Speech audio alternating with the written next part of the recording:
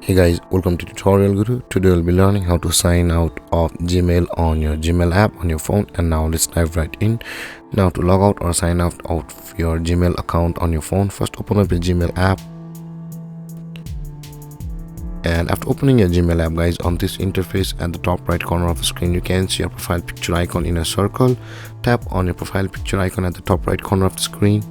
And when you land over here, you can see there is the manage accounts on this device button available for us at the bottom of the list. This is the list, and there is the manage account on this device. Tap on the manage accounts on this device.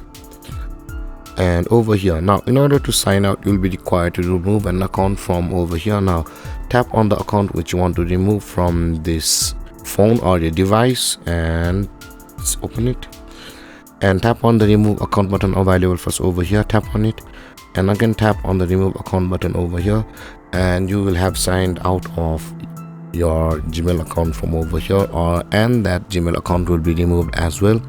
And with that being said, guys, this is how to sign out of your Gmail account on your phone. And if you have any confusions or questions regarding the topic, feel free to comment in the comment section below, and don't forget to like, subscribe, and hit that bell icon for more videos. Thank you for watching, guys. Peace.